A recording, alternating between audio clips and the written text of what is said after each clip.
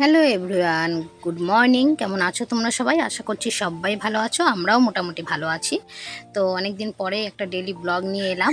আর এই ব্লগটা কিন্তু বেশ পুরনো। ভিডিও করা ছিল কিন্তু এডিট করা হয়নি, তাই পোস্টও করা হয়নি। তো সকালবেলা দেখো একটু ডিটক্স ওয়াটার খেয়ে নিচ্ছি। তো তারপরে ঘরের কাজবাজ সব শুরু করে দেবো। বাবু ঘুম থেকে উঠে গেছে, উঠে ওকে ব্রাশ করিয়ে দিয়েছি, ছাতু খাইয়ে দিয়েছি, ও চলে গেছে ওর জেজের ঘরে। আর আমি এখানে শুরু করে দিচ্ছি ঘরের কাজ।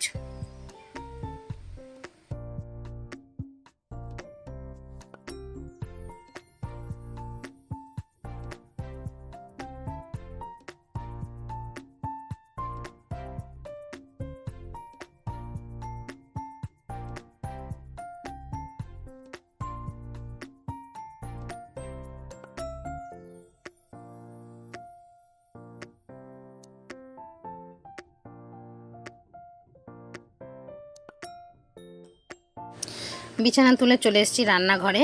তো বাড়ির থেকে দুটো ডাঁটা তুলেছি, আর দেখো ডাঁটার শাকটাও তুলে নিয়েছি। অনেক বাসন মেজেছি যেহেতু আজকে নিরামিষ শুক্রবার, তো সেই জন্য একটু ধোয়া মোছাও বেশি করতে হয়েছে। দেখতেই পাচ্ছ বোতলটাকে আজকে ধুয়েছি, বেশ ভালো লাগছে দেখতে। এই বোতলগুলো ধুয়ে মেজে রাখলে কিন্তু বেশ ভালোই লাগে, কিন্তু প্রতিদিন ধোয়া হয় না, বাজে কথা বলবো না। সপ্তাহে একদিন কিংবা 15 দিনে একদিন ধোয়া হয়। এই শাকটাকে বাবুকে ভেজে দেবো। অল্প শাক, দুটো ডাঁটাতে যতটা শাক হয় সেই শাকটাই ফেলে দিইনি, ভেবেছি ওটাই বাবুকে একটু ভাজা করে দেবো, ও খাবে শাক দিয়ে। আর বাসন কোসন কোনো কিছুই গোছানো হয়নি, অনেকটা বাসন মেজেছি। তো বাসনগুলো এখন গোছাবো, গুছিয়ে নিয়ে একটু চা করব, চা খাবো, তারপরে রান্নাও বসিয়ে দেবো। এদিকে দেখো চাও কিন্তু মোটামুটি হয়ে গেছে। আর চায়ের কালারটা দেখো কত সুন্দর হয়েছে। তো চা করে নিয়ে চলে এসেছি চা খাবো বলে। তো চা খেয়ে নিচ্ছি দেখো। আর বললামই তো বাবু চলে গেছে ওর জেজের ঘরে, তো ওই জন্য একা একাই আছি এখন আপাতত, একা একা বসেই চা খাচ্ছি। চা খেয়ে রান্নাঘরে চলে এসেছি। দেখো একদিকে ডাল ফুটছে আর একদিকে বাবুর জন্য শাকটা বসিয়ে দিয়েছি। ভাত মোটামুটি হয়ে গেছে। তো বাবুকে ভাত খাইয়ে দেবো এখন। বাবুকে খাইয়ে দিয়ে বাবু আর আমি দুজনে মিলে চলে যাব ডাক্তারের কাছে। আজকে যাব হচ্ছে একটা হোমিওপ্যাথি ডাক্তারের কাছে। বাবু দেখো খাটের উপরে কি করছে, ওকে একটু লিখতে দিয়েছিলাম। তো লেখাপড়া তো আর করতে ইচ্ছে করে না ওর, তো খেলাধুলো শুরু করে দিয়েছে। তো ওকে এখন ভাত খাওয়াবো, খাইয়ে দাইয়ে নিয়ে যাব ডাক্তারের কাছে।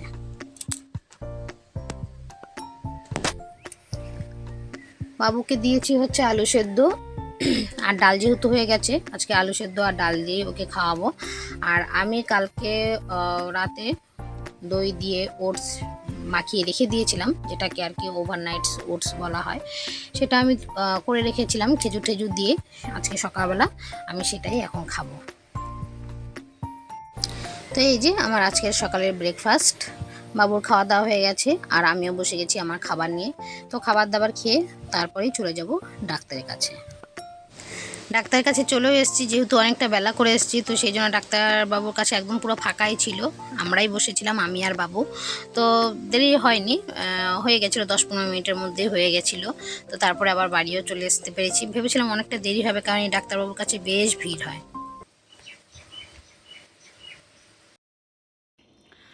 ডাক্তারখানা থেকে চলে এসেছি। আর গেছিলাম কেন বলো তো, আমার এখানে না, এই দেখা,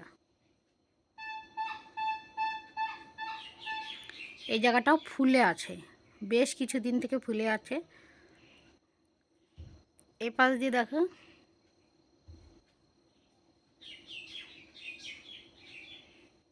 যখন এদিক দিয়ে না মানে বাইরে দিয়ে যখন এটাকে নাড়াচাড়া করা হয় তখন এটা এদিক এদিক ওদিক চলে যায়।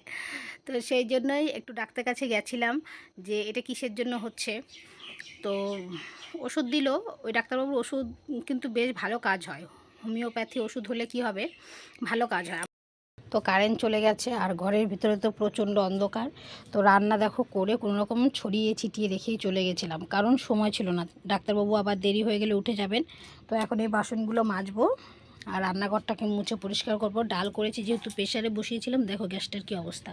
সকালবেলায় গ্যাসটা মুছেছি যেহেতু আজকে শুক্রবার। আর হচ্ছে ফিল্টারটাকে এখন নিয়ে যাব কলতলাতে, ফিল্টারটাকে পরিষ্কার করব, কারণ ফিল্টারটার মধ্যে দেখতে পাচ্ছ নোংরা পড়েছে ভালোই। তো চলো আমি কাজবাজগুলো একটু সারি, তারপরে আবার আসছি, কেমন? ওদিকে আবার ফোন বাজছে। এখানে দেখো এই গ্যাসটা, এটা ঠাকুরের ওভেন, গ্যাস ওভেন। তো এটাকে একটু ধুয়ে আজকে পরিষ্কার করব। ব্যবহার করা হয়নি কিন্তু না ধুলো পড়েছে, তো সেই জন্য কভারটাকেও একটু ভালো করে ধুয়ে নেব। আর গ্যাসটাকেও একটু ভালো করে, দেখো কত পরিমাণে ধুলো পড়েছে। গ্যাসটাকেও ওভেনটাকেও ভালো করে ধুয়ে তারপরে আবার তুলে রাখবো। যত জিনিস তত বেশি কাজ, মানে ব্যবহার করি বা না করি পরিষ্কার করতেই হবে। ফিল্টারটারও দেখো অবস্থা কেমন, ফিল্টারটাকেও এখন মাজতে হবে। এত মাজা ঘষা করতে করতে নিজের জন্য আর একটু সময়ই পাই না। আর তারপরে তো বাড়িতে পঙ্গপাল কিছু আছে যারা জ্বালিয়ে মারে, এসে বলছে যে আম মাখা করবো। সে আমঠাম সব জোগাড় করে নিয়ে এসছে, বাদ বাকি জিনিসগুলো আমি বের করে দিয়েছি। তো বলেছি যে তোরা মাখা কর, দেখ আমি মাখা করতে পারবো না, কারণ আমার প্রচুর কাজ বাকি আছে, স্নান করিনি, পুজো দিইনি। তো ওরা নিজেরাই মাখিয়েছে, শেষ বেলায় গিয়ে আমি একটু যোগ হয়েছি আর কি। তো আম মাখাটা খুবই ভালো হয়েছিল। যেহেতু প্রথমে বলেছি যে ভিডিওটা অনেক পুরনো, তো সে সময় কিন্তু গরম ছিল, আর গরমে আম মাখাটা কিন্তু ভীষণই ভালো লাগে।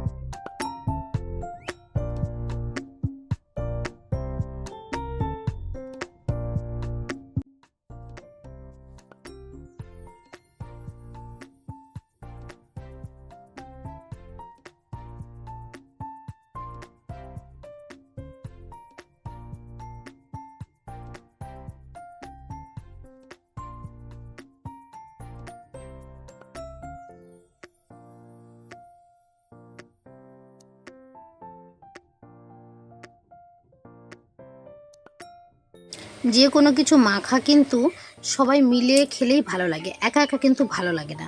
তো ওরা কলা পাতা নিয়ে এসেছিলো খাবে বলে, আমি বলেছি এত বাসন কোসন আমি তোদের দিতে পারবো না। আর এখানে দেখো বদ্দি বাঁশের কঞ্চি দিয়ে আইসক্রিমের যে কাঠিগুলো হয় সেগুলো বানাচ্ছে, কারণ বলেছি যে আইসক্রিম বানাবো।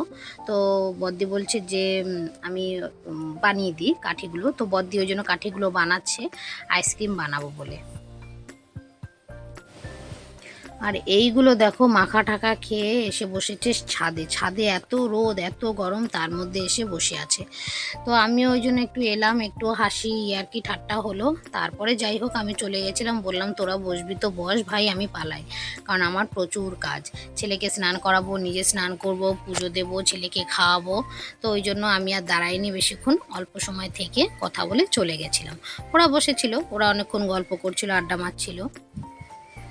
আর একটা দেখো নিচ থেকে কোথায় নেমে গেছে, এদেরকে দেখলেও ভয় লাগে, কারণ বিপদ আপদ যদি আমার বাড়িতে বসে ঘটে তাহলে কিন্তু তাদের গার্জিয়ানরা আমাকেই বলবে, তাই না, যে তুমি বারণ করতে পারো নি। কিন্তু ওরা কি আর শোনে? ওরা কি এখন আর সেই ছোটটা আছে? ওরাও এখন বড় হয়ে গেছে।